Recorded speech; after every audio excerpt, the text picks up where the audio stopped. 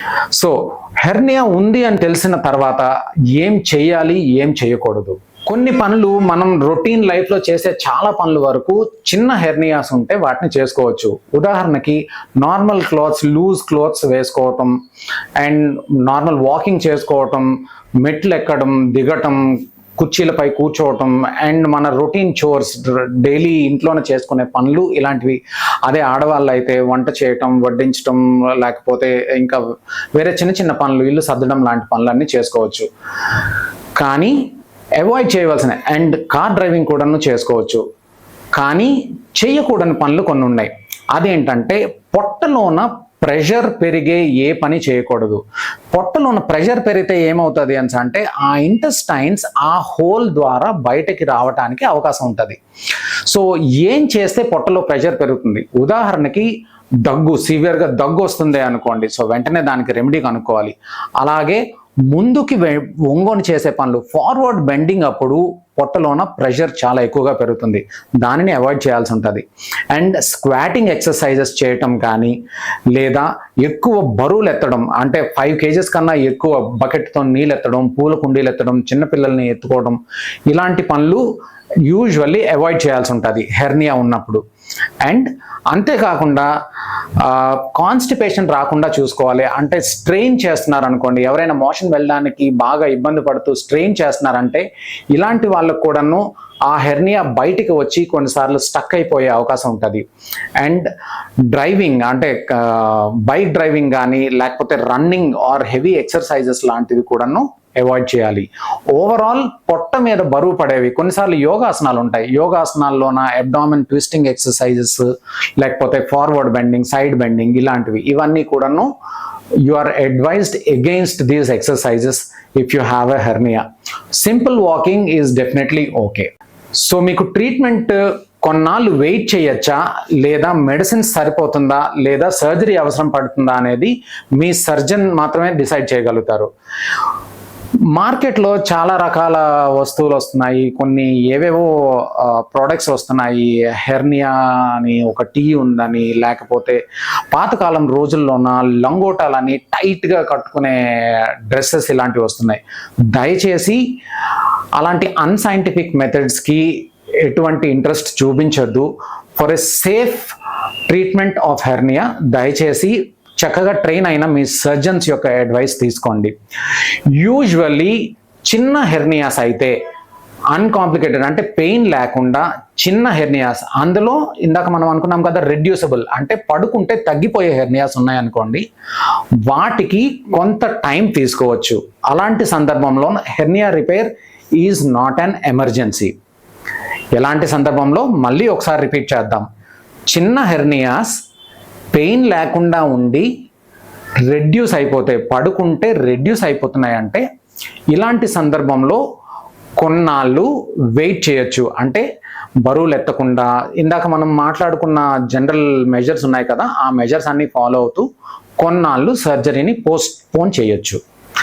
కానీ other situations, 5 cm కన్నా పెద్ద హెర్నియా ఉండి అప్పుడప్పుడు పెయిన్ వస్తుంది, లేదా చాలా పెద్ద హెర్నియా, అంటే ఇలాగ వేలాడుతూ ఉన్న హెర్నియాస్, అండ్ పడుకున్నా కూడా నాది లోపలికి వెళ్ళటం లేదు, ఇర్రెడ్యూసిబుల్ అంటున్నాం కదా.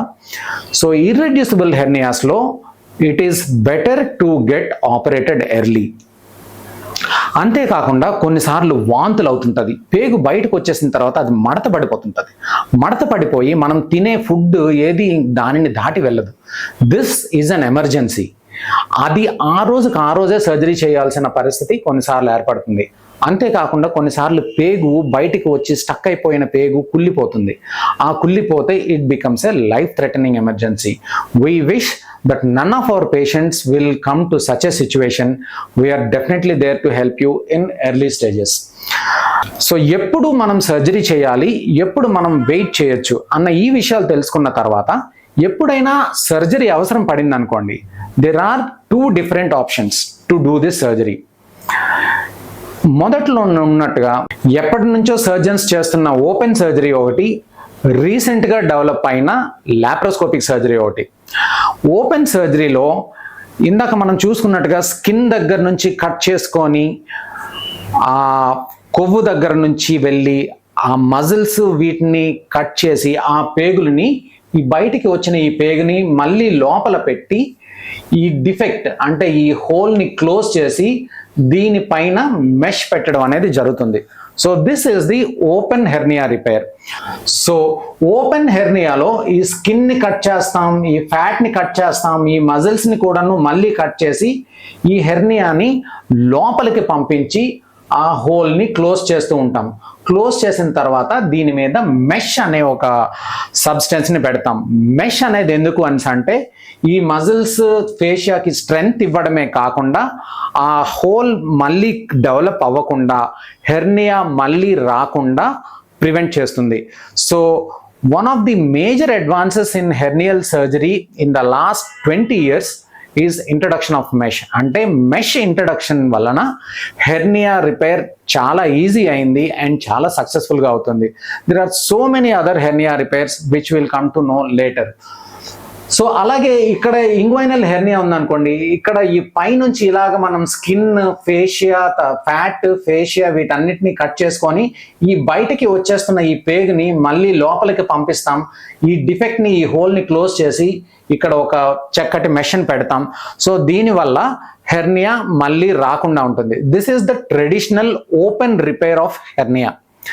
ఇప్పుడు ద రీసెంట్ 5 yearsలో there have been so many changes and అందులోన most significant change is the introduction of laparoscopy in hernia.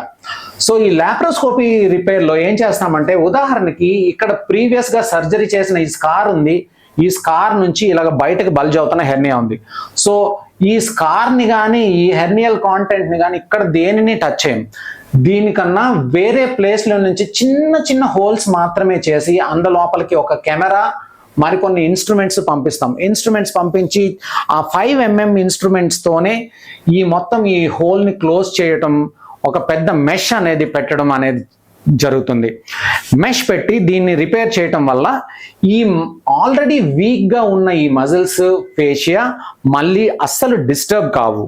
And దీని వలన ఎంత సైజ్ మెష్ కావాలంటే అంత పెద్ద మెష్ కూడాను పెట్టుకోవచ్చు. So this gives us the advantage that the risk of recurrence అంటే మళ్ళీ హెర్నియా వచ్చే అవకాశం చాలా చాలా తక్కువ లాప్రోస్కోపిక్ రిపేర్లో. సో అండ్ మోర్ ఓవర్ ఇందులోన ఈ కటింగ్ చేయడం కానీ, మజిల్స్ మళ్ళీ బ్లీడింగ్ అవ్వడం కానీ ఇదంతా ఏమీ ఉండదు. అండ్ సమ్టైమ్స్ పెద్ద పెద్ద గ్యాప్స్ ఉంటాయి. ఆ గ్యాప్స్ లేకపోవటం వలన అదర్ ప్రాబ్లమ్స్ అంటే మెష్ ఇన్ఫెక్షన్లు కానివ్వండి, సర్జికల్ సైట్ ఇన్ఫెక్షన్లు కానివ్వండి, సీరోమా అంటాం, నీరు చేరటం, ఇలాంటివి ఏమి వీటన్నిటిని కూడాను లాప్రోస్కోపీ ద్వారా చేయటం వలన అవాయిడ్ చేయొచ్చు. So these are the advantages of doing a hernial surgery with laparoscopy. I do not mean that open surgery is false or should not be done. కొన్ని సందర్భాల్లో ఓపెన్ సర్జరీ కూడాను చేయాల్సి వస్తుంది.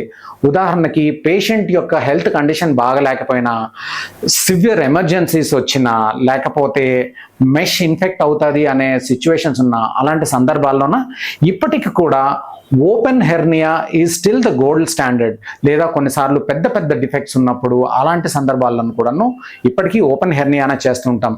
కానీ for small average sized normal hernias అన్నిటికీ కూడాను now the gold standard is laparoscopy. So this is how laparoscopy is done.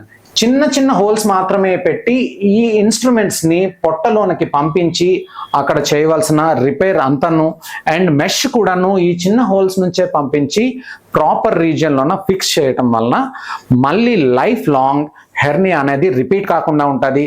And cutting అనేది లేకపోవటం వల్ల పెయిన్ అండ్ బ్లడ్ లాస్ లాప్రోస్కోపీతో ఉండదు. Moreover if you look at the external outcome, open hernia repair చేసిన తర్వాత scars like this inguinal రీజియన్లోన లేకపోతే అబ్డామిన్లోన కూడాను కనిపిస్తూ ఉంటాయి. But with laparoscopy you don't have the scars. Even your abdomen surgery చేసినట్టు కూడాను తెలియదు, కనిపించదు. So friends, these are some of the important tips to know about hernia. Hernia ఎలాగ తెలుసుకోవచ్చు, వస్తే ఏం చేయాలి, ఎలాగ రిపేర్ చేస్తాము అనేది. So for in depth and surgical videos regarding hernia, please follow our channel A1 Laparoscopy Hospital on YouTube for more videos on true surgical videos regarding hernia and other topics. నేను మీ doctor Naveen, your expert laparoscopic and bariatric surgeon, A1 laparoscopy hospital, Vizag. Thank you.